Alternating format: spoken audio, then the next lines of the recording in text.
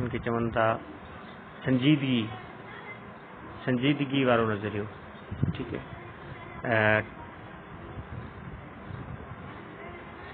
कॉग्निटिविज़म जो जेको so learning theory in education छा आहे, तैलीम में हिन जो छा अमल दख़ल आहे, छा आहे, उहो पाण अॼु इन ते डिस्कस कंदासीं।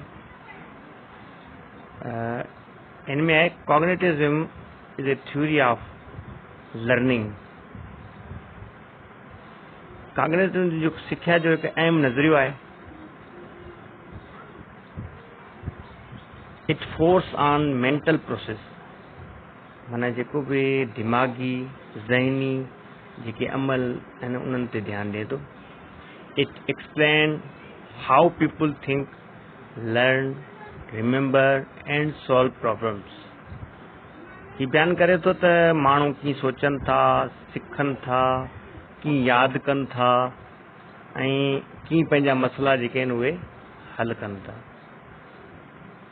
Meaning of cognitivism: the brain receive and store information. दिमाग़ जेको आहे उहो मालूमात हासिल करे, महफ़ूज़ करे ऐं इस्तेमालु करे थो। Learner connect new knowledge with old knowledge. जेको सिखंदड़ आहे या शागिर्द आहे उहो नई ॼाण खे पुराणी ॼाण सां ॻंढिनि था। माना नई ॼाण आहे ऐं पुराणी ॼाण जेका आहे जीअं अॻु में उहे पढ़ी चुका हूंदा आहिनि ऐं वरी जेको सो हींअर उहो पढ़नि पिया।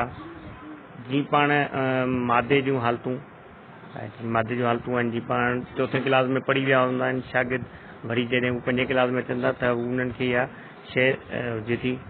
ठीक है, इन हिसाब सां understanding is more important than memorization. सम्झण यादि करण खां वधीक अहम आहे। माना सम्झण जेका आहे, कंहिं ॻाल्हि खे सम्झण जेको आहे उहो यादि करण खां वधीक हूंदो आहे।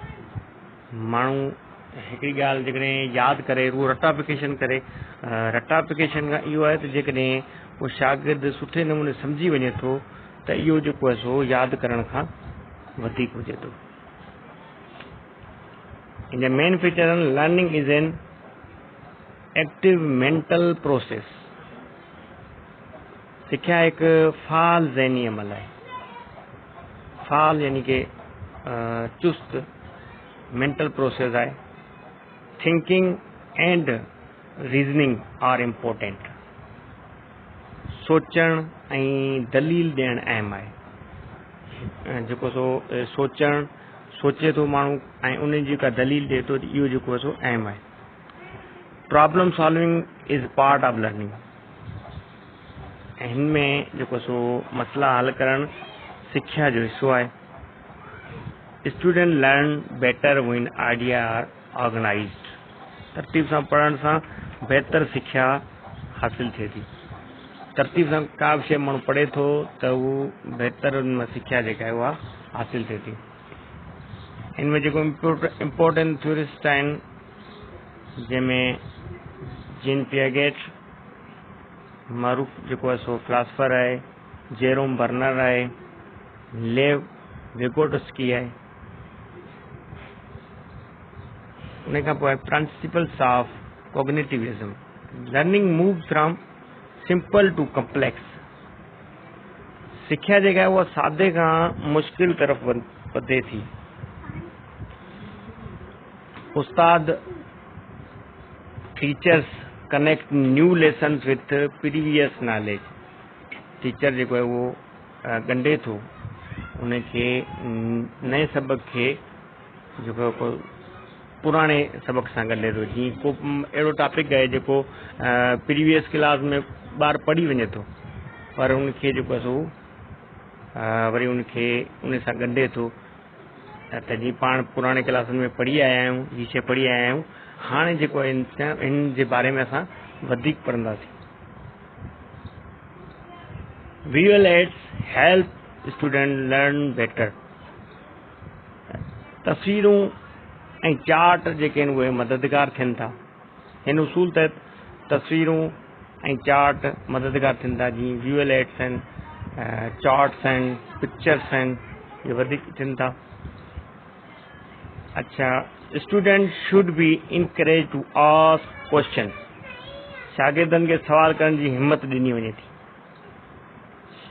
हिन नज़रिए मुताबिक़ नज़रियो इहो ॿुधाए थो त शागिर्द जेके आहिनि उहे वधि खां वधि सवाल पुछनि, जेको टॉपिक पढ़ाइजे पियो उन खां वधि में वधि जेको आहे उहो सवाल पुछनि।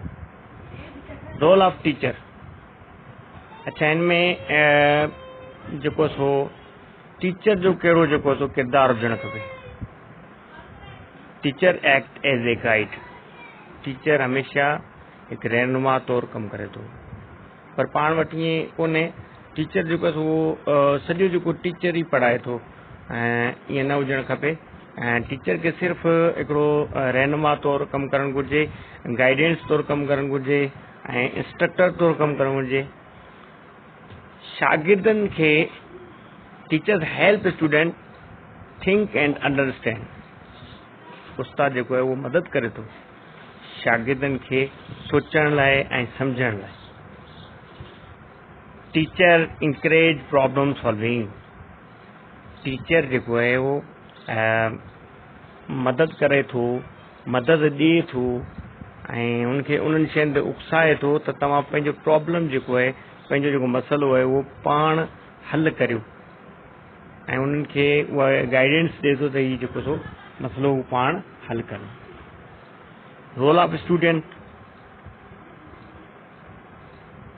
स्टूडेंट आर एक्टिव लर्नर्स, हिन नज़रिए मुताबिक़ शागिर्द जेके आहिनि उहे सरगर्म सिखण वारा आहिनि।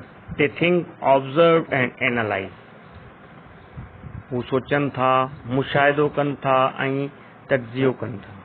ठीकु आहे, माना सोचनि बि था ऐं का बि शइ सोचनि था, को बि एक्टिविटी आहे या को बि जेको आहे सो जेॾी महिल गाइडेंस तो टीचर ॾिए थो त उनखे पहिरीं सोचनि था ऐं उन खां पोइ उनखे जो मुशाहिदो कनि था ऐं एनालाइज़ कनि था। They connect ideas and apply knowledge, हू पंहिंजा हिकिड़ा ख़्याल जेके आहिनि उहे ॻंढनि था ऐं लागू कनि था, ॼाण खे लागू कनि था। Explain from daily life, learning mathematics by understanding, रोज़मर्रा जी मिसाल में जीअं पाण रियाज़ी खे पढ़ायूं था, रियाज़ी खे ॿार सम्झनि था, सिखनि था, खोड़ा ठाहिनि था ऐं उन खां पोइ जेको सो प्रॉब्लम सॉल्व करनि था।